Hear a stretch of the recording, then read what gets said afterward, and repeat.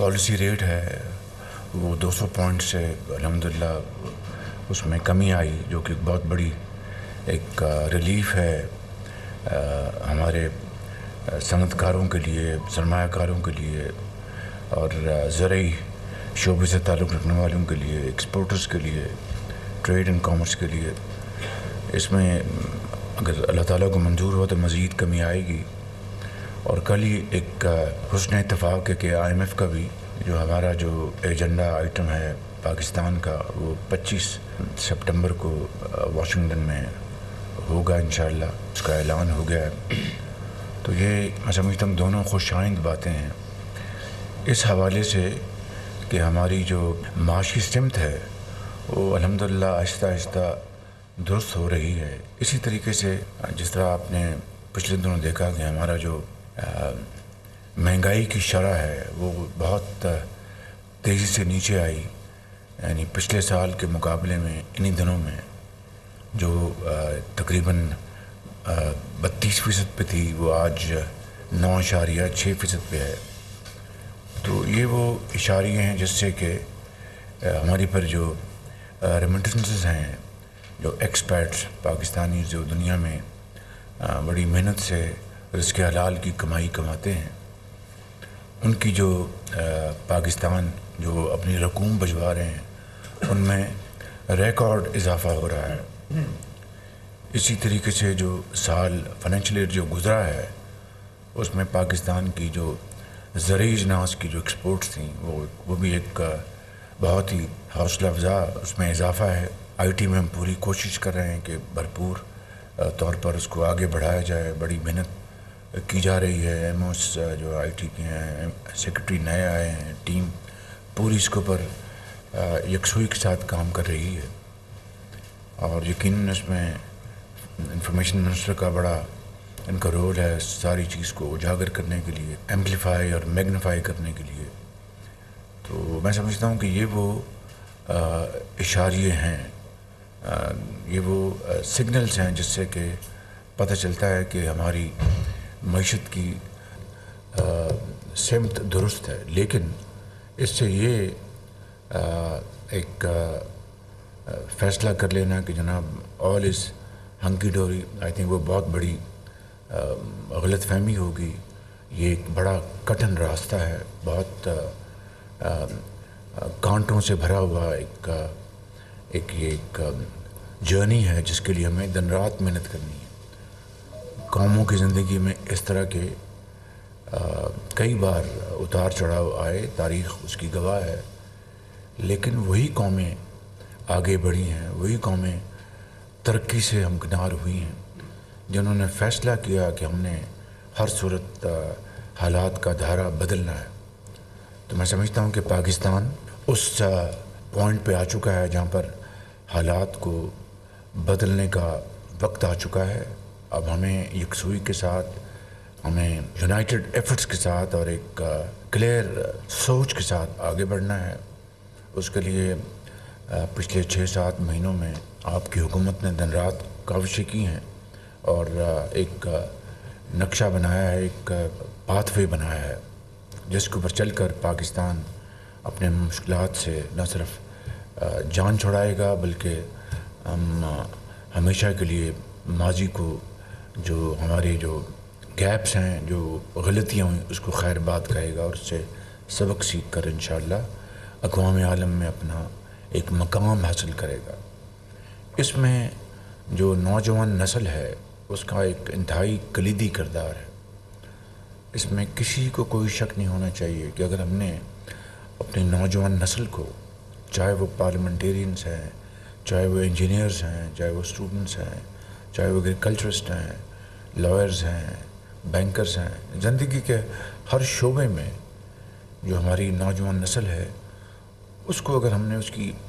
پوری طرح تیاری نہ کروائی، ان کو مکمل طور پر ان کے ہاتھ میں تعلیم کے جو ماڈرن جو گیجٹریز ہیں وہ ان کے حوالے نہ کی، تو پھر یہ سفر ادھورا رہے گا۔ میں سمجھتا ہوں کہ اس کے لیے آپ لوگ ایک مشعل راہ بن سکتے ہیں، آپ ایک ٹارچ بیررز بن سکتے ہیں بشرطے کہ آپ اس کے لیے تیاری کریں، اور میں اس کے لیے پوری طرح آپ کی خدمت میں حاضر ہوں کہ آپ مل کر اس جو یہ ہماری جو جرنی ہے اس میں آپ پوری طرح حصہ ڈالیں اور اس میں شامل ہوں۔ ختاماً میں یہ کہنا چاہتا ہوں کہ ابھی جو IMF کا ابھی انشاءاللہ ایک مرحلہ باقی ہے، 25 ستمبر کو ان کا بورڈ میٹنگ کی ہونی ہے، لیکن اس کے جو پیچھے بے پناہ مشکلات اور بے پناہ ایفرٹس ہوئی ہیں، یہ آپ کے علم میں ہونا چاہیے بطور ایک پاکستانی کے، بطور ایک پارلیمنٹیرین کے، اس کے پیچھے بے پناہ مشکلات کا ہمیں سامنا کرنا پڑا۔ میں آج کچھ اس بارے میں مزید اضافہ کرنا چاہتا ہوں کہ ہمیں IMF کے اہداف کو پورا کرنے کے لیے جہاں پر دوسرے جو ہمیں اقدامات اٹھانے پڑے جو آپ کے علم میں ہیں، ٹیکسیشن ہے جس میں ٹیکس لگائے گئے، اور خاص طور پر جو ہماری جو سیلریڈ کلاس ہے اس کے اوپر ایک مزید بوجھ آیا ان کے اوپر۔ انشاءاللہ اللہ کرے گا کہ مہنگائی اگر اسی طرح کم ہوتی رہے گی تو یہ انشاءاللہ ان کے اوپر بوجھ کم ہوگا، لیکن ان کے اوپر بوجھ پڑا۔ اسی طریقے سے جو ہمیں ٹیکس نیٹ جو ہے ایکسپینڈ جو ہم نے کیا ہے اس میں بھی بہت خلا ہے۔ مثال کے طور پر جو ہماری جو تاجر برادری ہے وہ پاکستان کی ایک بہت لائق احترام برادری ہے، وہ بہت محنتی لوگ ہیں، لاکھوں تقریباً 50 لاکھ تاجر اس ملک میں رزق حلال سے وہ روزی کماتے ہیں، پاکستان کی معیشت میں وہ اپنی حصہ ڈالتے ہیں، لیکن وہ ٹیکس ادا کرنے کے حوالے سے ابھی ان کو بہت کچھ کرنا ہے، کیونکہ آپ کسی ایک شعبے کے اوپر ٹیکس کا بوجھ لادتے جائیں تو وہ نہ وہ معاشرہ ترقی کر سکتا ہے نہ خوشحال ہو سکتا ہے۔ اسی طریقے سے جو زرعی جو ہماری جو کمیونٹی ہے، خاص طور پر جو بڑے بڑے جو ماڈرن جن کی فارمنگ ہے اور بہت اچھا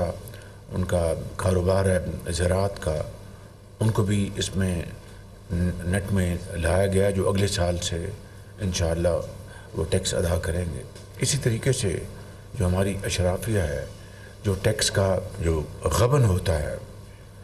جسے انگریزی میں ٹیکس ایویژن کہتے ہیں، اور اس کو ختم کرنے کے لیے میں شبانہ روز اس کے اوپر کوشش کر رہا ہوں، اپنی ٹیم کے ساتھ مل کر پوری کوشش کر رہے ہیں، دن رات لگے ہوئے ہیں، کیونکہ اس کے بغیر یہ ہم قرضوں سے IMF سے ہمیں نجات نہیں ملے گی۔ میری دعا ہے کہ یہ پروگرام آخری پروگرام ہو IMF کا پاکستان کی تاریخ میں، اور دوبارہ کبھی ہمیں IMF کی طرف رجوع نہ کرنا پڑے، لیکن یہ تبھی ممکن ہے کہ یہ سارے جو ہمارے اہداف ہیں ان کو ہم مکمل کریں، ان کو پوری کوشش کریں۔ تو میں آپ کو بتا یہ رہا تھا کہ جو بیک گراؤنڈ میں جو کاوشیں ہوئی ہیں وہ میں آپ کو اختصار کے ساتھ بتانا چاہتا ہوں کہ اگر ایک مرتبہ پھر سعودی عربیہ جو ہمارا ایک انتہائی عزیز برادر ملک ہے، چین ہمارا ایک بہت پاکستان کا بااعتماد ساتھی ہے، UAE جو پاکستان کا ایک بہت ہمارا ایک برادر ملک ہے، اگر یہ 3 ممالک اس IMF کے پروگرام میں اپنا حصہ نہ ڈالتے، کردار ادا نہ کرتے تو یہ ممکن نہیں تھا، IMF کا پروگرام کو اس کا حصول ممکن نہیں تھا، اور اس کے لیے جو اجتماعی انفرادی کاوشیں ہوئی ہیں وہ اس کی میں تفصیل میں نہیں جانا چاہتا۔ It was a team work, اور اس ٹیم نے دن رات محنت کی، شبانہ روز محنت کی، اس میں یقیناً میں جب انشاءاللہ اللہ نے چاہا تو یہ پروگرام جب اپروو ہو جاتا تو پھر میں ان انڈیویجولز کا نام بتاؤں گا کہ جنہوں نے اس کے لیے شبانہ روز محنت کی ہے، اور تب جا کر یہ پروگرام جو ہے وہ الحمدللہ پایہ تکمیل تک پہنچا۔ اختصار کے ساتھ یہ کہنا ہوں کہ اس کے اوپر بہت زیادہ محنت ہوئی، اور اس میں یقیناً ہمارے فائنانس منسٹر صاحب کی شبانہ روز محنت ہے، فائنانس سیکرٹری کی شبانہ روز محنت ہے، ہمارے جو چیف عوامی سٹاف ہیں انہوں نے اپنی ایفرٹس کی پاکستان کے لیے، ہمارے جو فاطمی صاحب کی بڑی ایفرٹ ہے، ہمارے